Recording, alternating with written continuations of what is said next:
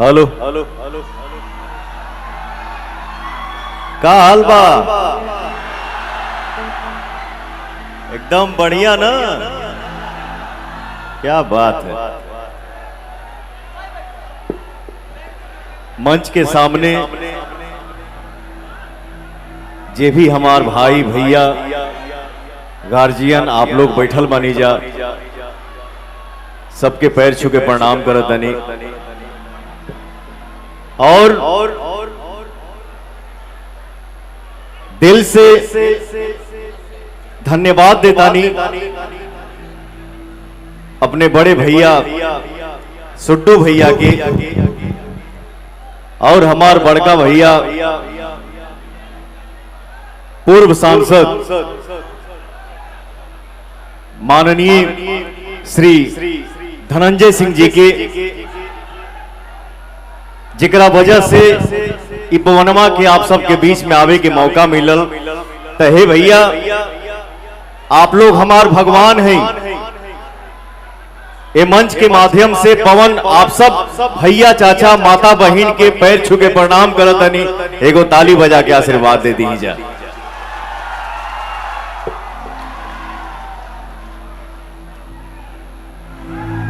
वाह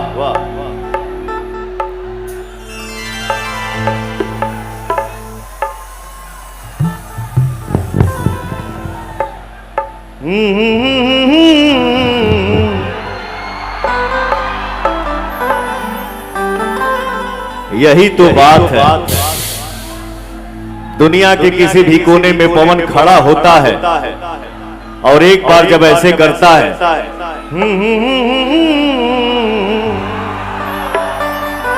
और हमारा भोजपुरिया संसार ऐसे ही गरज देता है। ओ भैया मनवा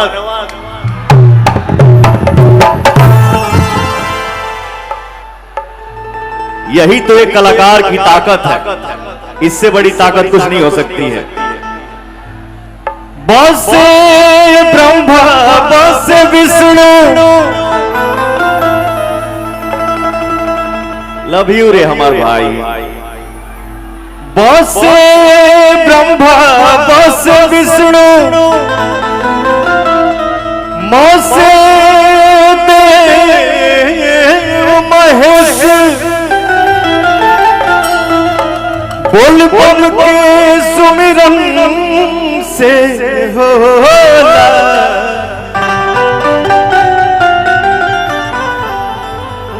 भक्ति के श्री गणेश। नमः पार्वती पतये हर हर महादेव।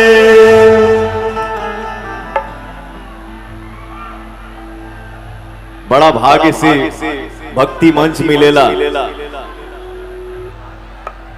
अब बड़ा भाग्य से आप लोगन के बीच में आवे के मौका मिलेला। तो सबसे पहले एगो हमार देवी गीत बा, हमार माई बहन बैठल बाड़ी जा।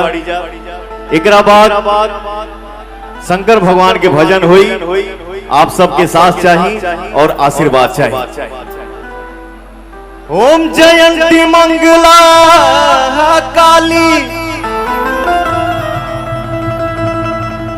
ओम जयंती मंगला काली, भद्रकाली कपालिनी,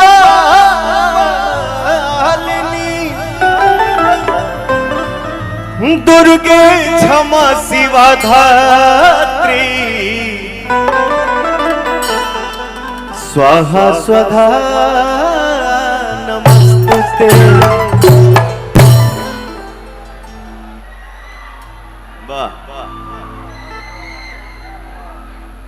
प्रेम से बोली बाबा भद्रेश्वर नाथ के।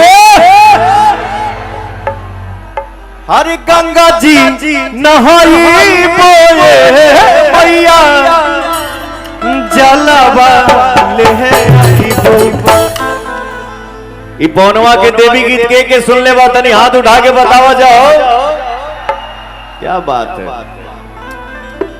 हर गंगा जी नहाई बोए मैया जलवा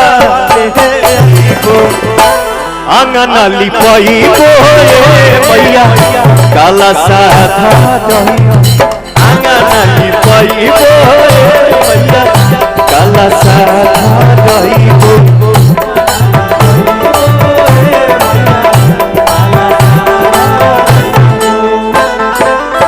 गंगा जी नहाई बोए मैया जलवा ले आईबो।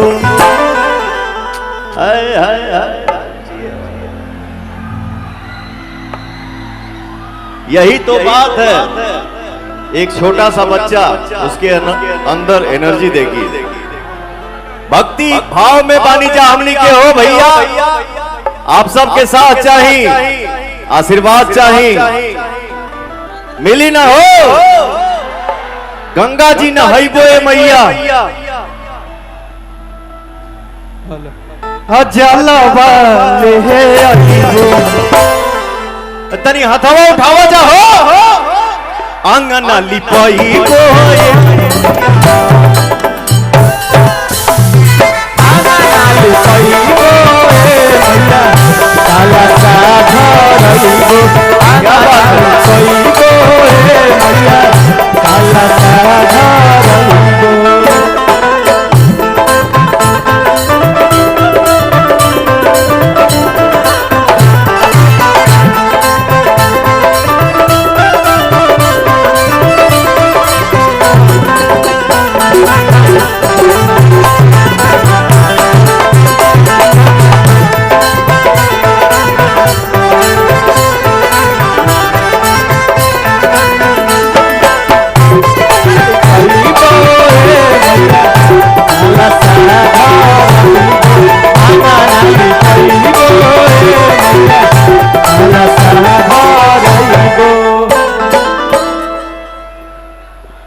ये मेरा कितना बड़ा सौभाग्य है कि कुछ भाई हमार फोटो बनौले बने जा हमरे अम्मा के साथ। लव यू मेरा भाई, लव यू। आप सबसे जरूर मिलूंगा, ठीक है। तने दो चार ठो भजन गाली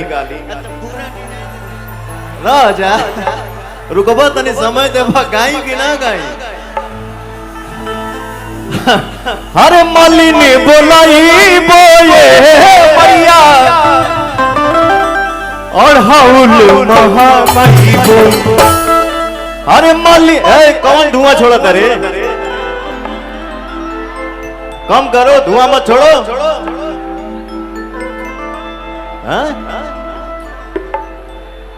मालिनी का रे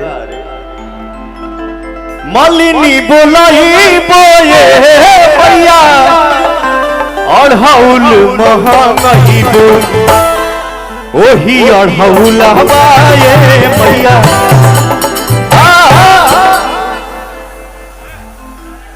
बाबा के दरबार में हम देखे के चाहते नहीं, आप सबके बीच में पवनवा खड़ा बा, एनर्जी केने ज्यादा बा, बाएं साइड या दाहिने साइड। आप लोग ताली मत बजाइएगा, खाली यहां से ताली चाहिए। ओही अढ़ौला बाए मैया ओ हकेलू भल, ओही अढ़ौला बाए मैया। आप सब रुक जाओ, तनी हर देखियो। अरे ओही अढ़ौला बाए मैया ओ हकेलू।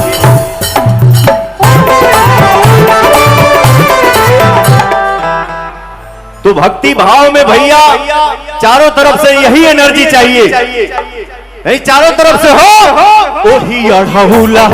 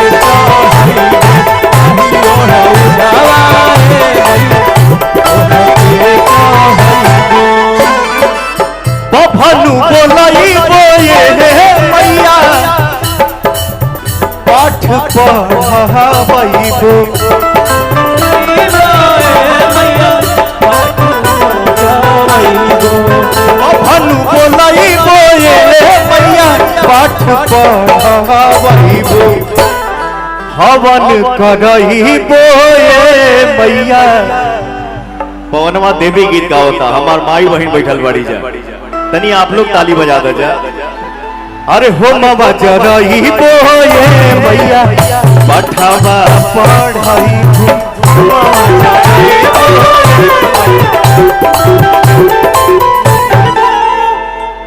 आरामे से आरामे से आराम से आराम से आराम से आंगन लिपाई बोए मैया। एक भाव बहुत पहले हम गाए थे, कवि का भाव कि थोड़े देर बाघावा के छोड़ा हम वही पर सवार हो जाई। थोड़े देर बाघावा के छोड़ा हम वही पर सवार हो जाई। ए माई होया तने तू देही सकतिया, अकेले सीमा पार हो जाई। ए माई हो तने तू देही सकतिया, अकेले सीमा पार हो जाई। लगावा हो शंकर जी के तनी भजन लगाओ। बड़ा